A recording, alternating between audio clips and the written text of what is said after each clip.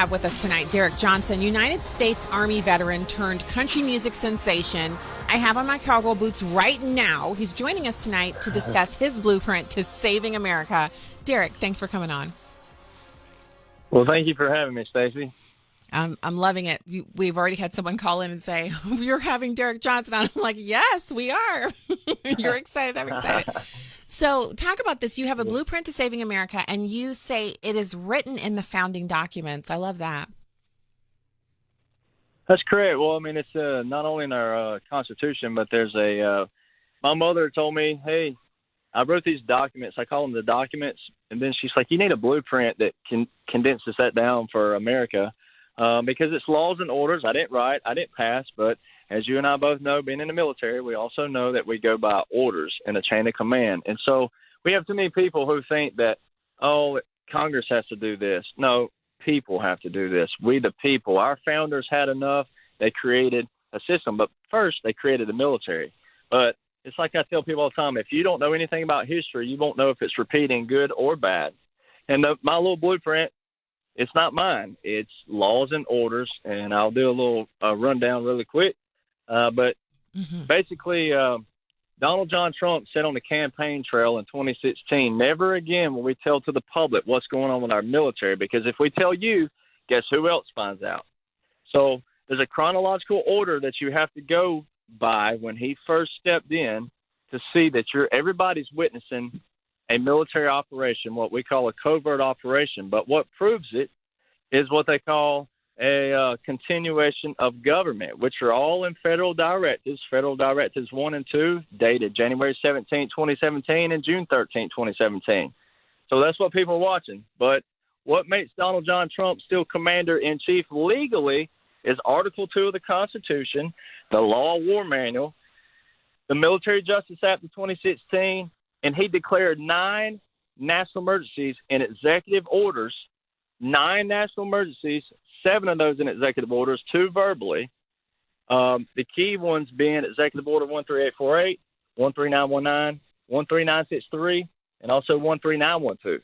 Now, I know that sounds like a bunch of stuff wrapped together, but when you go read those, in 13919, he gave the Secretary of Defense authority to federalize the National Guard to active duty.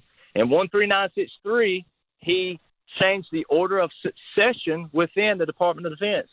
And in 13912, March 2020, on his 9th National Emergency Declaration, that's when he, in 13912, which is also 10 United States Code 1209, he federalized 1 million National Guard to active duty for no more than 24 consecutive months, which would have put that to March 2022, in which Biden, who is a continuation of government actor, not real, Biden has extended every single national emergency and executive order that Donald John Trump declared. And by the first War Powers Act and second War Powers Act, in which Congress gave Roosevelt in 1941 the executive branch power to reconstruct and reorganize whom declares war, guess who got to do so? Who also is a wartime president as Roosevelt? Donald John Trump. So, people can call you whatever they want to call you, but laws and orders are how our nation operate, and he says it all the time. And there's a lot of optics around it. That military talks about optics, but that's the general blueprint.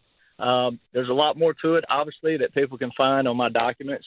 But Donald John Trump is still legally commander-in-chief, which our Article 2 of the Constitution separates those roles. And our military was founded first, and the Military Justice Act of 2016 was the Supreme Court clarifying that the military courts, laws, and personnel are separate from civil courts, laws, and personnel. It's all written in our Constitution, also written in our laws and orders. Okay, so that's a lot to take in. It's a lot to take in. Yeah, and then you also, in addition to doing this work, you have been, since you left the military, and thank you for your service, you're a country rock star. Like you're literally making music and kind of contributing that to the culture as well. Talk to us about that journey.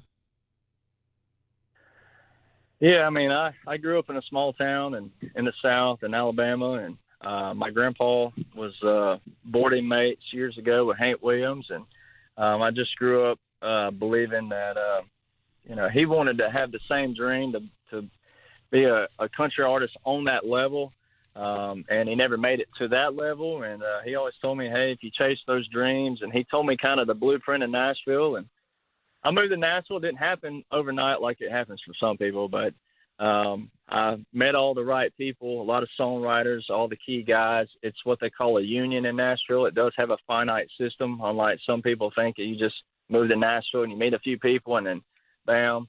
It's not how it works. It does have also a system to it. So as I tell people all the time, everything has a system in life. And so I went to the military. I came out and had a big hit producer hit me up and say, hey, man, you got a cool story, and we ought to cut some music and see what happens. You put that out there. And long story short, we did. We cut 6 songs, which, they don't really call it an album, but we call it an album now after we had 2 hits on Billboard. And we did it independently, which is rare to do, to go on Billboard chart independently without a record label. And I did that independently, but I have a great team, and I have this little, I call it secret sauce. It's a secret that we did together as a team. And so, it's kind of cool to see your name on the Billboard chart, but we're in a place in history now where there's so much saturation in music that we didn't get I say we, my team didn't get the credit that they deserve for what they did for me. It's not so much the artists that, we get all the credit that so many people are doing behind the scenes. So that was a dream come true, and we're still doing that. I don't know if we'll go back to Billboard or not, but I'm still writing music. I write all my music. I produce all my music, and I produce other artists as well. And so we'll see what happens, but right now I feel like God called me on this journey right now, and he's not the author of confusion. And, he put me right here, and this is his will right now. And music's kind of just, I guess, the extra bonus right now when I thought it was the primary mission, but it's not. Well, the music can also be a vehicle by which you can reach people. They hear the music and then they can come in and learn more. And I think that's important because a lot of what we do as, being on the conservative side is we're working so hard, we're forgetting to contribute to the culture.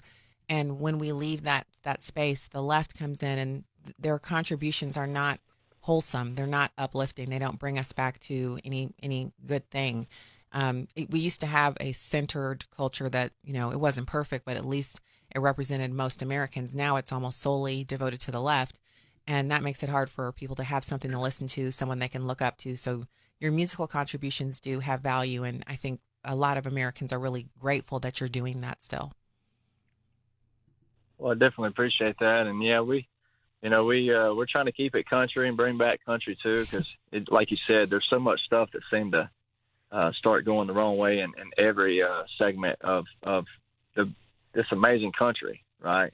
We always talk about how the people do make it strong, and we do, but we started faltering. But you're right, music and comedy seem to be something that people gravitate to, and they need that throughout this journey. But there's hope, though. There's once again, I can't make people read, and I can't make people understand. But I'm telling you, you go read these documents, and you go read the blueprint, and you're going to see by law and order.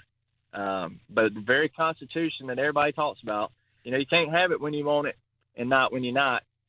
So when everybody goes and reads that, they're going to find out, holy crap. And, for us especially, those of us that fight like you do, like I've done, and everybody else I know that are fighting for it, when they go read this, the people who are just now hearing this, and it's foreign to their ears, if they hear music, that's great. But I'm telling you, this is something that can really show people what's been going on, and it backtracks all the way to the starting point, the origin, and brings them to present day. Well, I have the website open. It is thedocuments.info if people want to find out more. There's a ton of great content here from Derek that you can read through. And then going into the next election cycle to inform yourself. And also Rattletrap 1776 on Twitter Derek Johnson, U.S. Army veteran turned country music sensation and informer of the truth. Thank you so much for coming on tonight. Well, thank you for having me, Stacey, and thank you for what you do. All right. Great to talk to you. Have a wonderful weekend. 866-957-2874. If you want to join us, 866-957-2874. We'll be right back.